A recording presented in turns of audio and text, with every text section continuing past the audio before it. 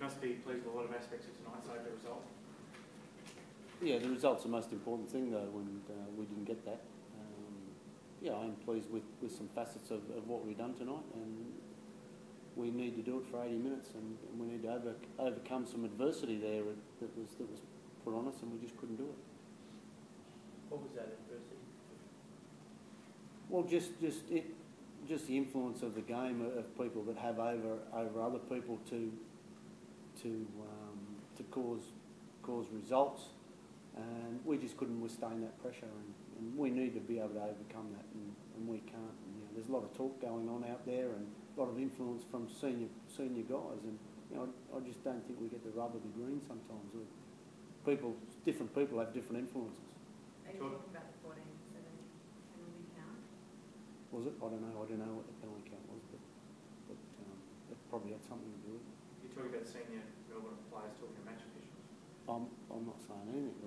You can draw a long bow or whatever, but what I'm saying is there's influence, and it does affect what happens out there. We need to be matching that, and we need to get better at withstanding that sort of pressure. Is it frustrating though to be as good as you were for as long as you came, and then you sort of undone in the final 20 minutes as well? Of course it is. We're right in the game, and you know it's got to be disappointing for those players that played out there in that, and we've just got to get better. We've got to get better and to withstand that. No matter what's thrown at us, we've got to be able to do better.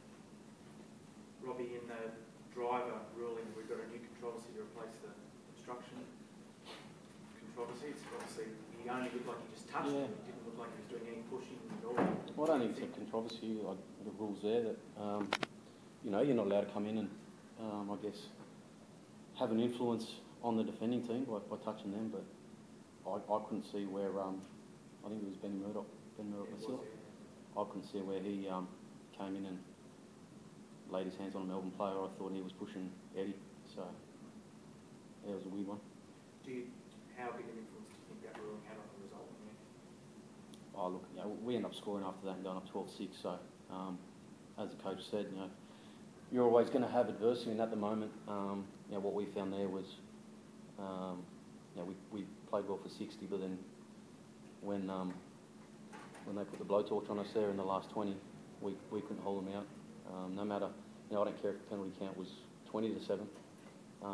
You know, sometimes you just got to put your head down and you know, work hard to withstand the pressure, and we just couldn't do it tonight. It was 14-7 though, Robbie. What was the chat like out there between you and the officials? I mean, were you understanding what was going on? Were you getting a feel that, you know, did you feel like you were up against it? Look, it's hard enough playing Melbourne, you know, with the quality of play they got, you know, with an even penalty count, let alone 14-7. So in the second half, and I'm sure some of the penalties were warranted. You know, we'd have to go through all of them. I can't remember them all, but you know, there were some that were frustrating. And my view on them were different to the refs' views, but I guess we'd have to go back and look at those. But yeah, it's frustrating when you're playing against a quality side, and you know, we know that we've got to get our fair share of the ball to compete, and you know, we found that hard in the second half.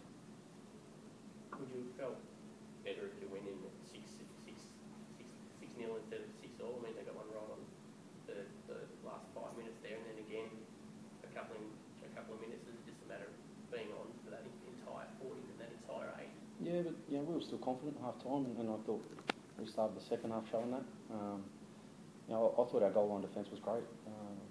You know, they scored a soft try there just before half time, but we never doubted what we were doing, and I thought we showed that in the first 20. In the second half, we kept going about our business, but as the game turned and the momentum changed, as I said, we just couldn't hold them out. No, they got quality player. They're a good team, no doubt. And you know, we need to play near perfect to beat them.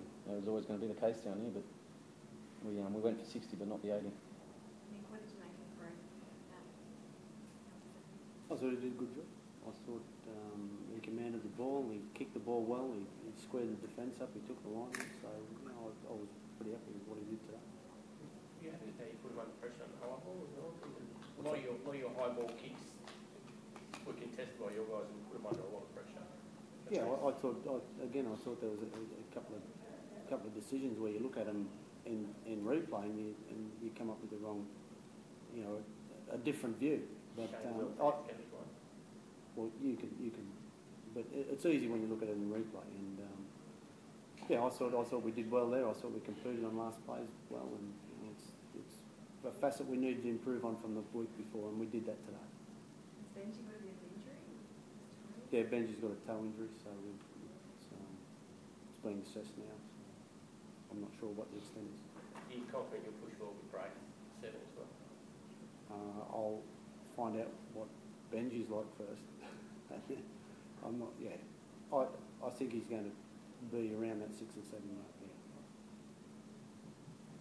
Benji, the only injury there? What's that? Benji, the only injury? I think there's a couple other bumps and bruises, but I haven't done a medical assessment yet. But yeah, he's the only one that's sort of stood out right at this stage. Thank you. Thanks, guys. Okay, to have a gibber on the radio.